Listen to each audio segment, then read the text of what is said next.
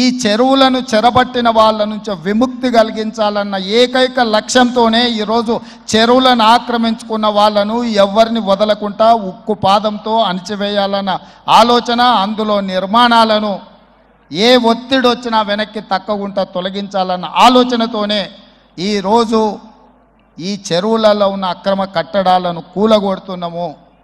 దీనికి స్ఫూర్తి భగవద్గీత అనే కురుక్షేత్ర యుద్ధ సందర్భంలో అర్జునుడు ఆయుధాలను కింద పడేసి రాజ్యం కోసం భీష్మ పితామహుడు, అదేవిధంగా కర్ణుడు, దుర్యోధనుడు, దుశ్శాసనుడు, నా సహోదరులందరూ ఆ పక్కన నించుంటే రాజ్యం కోసం వాళ్ళందరినీ సంహరించడం, వాళ్ళని సంహరించి రాజ్యాన్ని సాధించుకోవడం ద్వారా ఏమి ఉంటుంది, ఏం మనశ్శాంతి వస్తుంది అని చెప్పి అర్జునుడు యుద్ధతంత్రం నుంచి తప్పుకుంటా అన్నప్పుడు శ్రీకృష్ణ భగవానుడు బోధించిందే భగవద్గీత.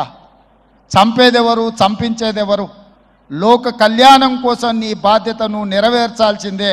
ధర్మం బ్రతకాలి, అధర్మం ఓడాలి అంటే నువ్వు యుద్ధం చెయ్యాల్సిందే అనే యుద్ధనీతిని ఆ రోజు అర్జునుడికి బోధించింది శ్రీకృష్ణ భగవానుడు.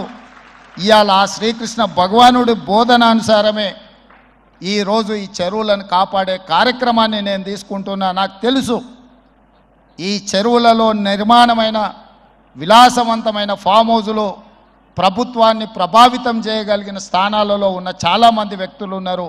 ప్రత్యక్షంగా ప్రభుత్వంలో భాగస్వాములు అయి ఉండొచ్చు, లేకపోతే సమాజం మీద బాగా ప్రభావితం చేయగలిగిన వ్యక్తులు ఉండొచ్చు. కానీ వాటన్నిటినీ నేను పట్టించుకోదలుచుకోలే. ఇది భవిష్యత్ తరాలకు, ఇది రాజకీయాలకు సంబంధం లేదు. నేను స్పష్టంగా చెప్పదలుచుకున్నా. రాజకీయాల కోసమో లేకపోతే రాజకీయ నాయకులను కొంతమందిని దృష్టిలో పెట్టుకొని చేపడుతున్న కార్యక్రమం కాదు ఇది. భవిష్యత్ తరాలకు, మన పిల్లలకు, వాళ్ళ పిల్లలకు వారసత్వంగా మనం అందించే సంపద ఈ సరస్సులు, ఈ నదులు, లేకపోతే ఈ రోజున్న ఈ చెరువులు. ఈ ప్రకృతి సంపదను మనం విధ్వంసం చేస్తే ప్రకృతి మన మీద కక్ష కడుతుంది. ప్రకృతి మన మీద ప్రకోపిస్తే మనం చెన్నైలో చూసినాం, అదేవిధంగా ఉత్తరాఖండ్లో చూసినాం, నిన్నగాక మొన్న వాయనాడు మనం కేరళలో చూసినాం.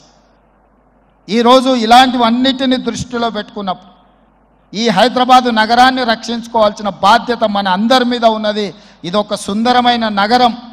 ఈ నగరానికి ఈ చెరువులే ఒక అందం. ఈ చెరువులను కాపాడే బాధ్యత ఈ ప్రభుత్వం తీసుకుంటుంది. ఎవరు ఏమనుకున్నా, ఎవరు ఏ ఒత్తిడి తెచ్చినా వాటన్నిటిని పక్కన పెట్టి చెరువులను ఆక్రమించుకున్న వాళ్ళ భరతం పడుతుంది ఈ ప్రభుత్వం అని చెప్పి నేను ఈ సందర్భంగా తెలియదలుచుకున్నాను.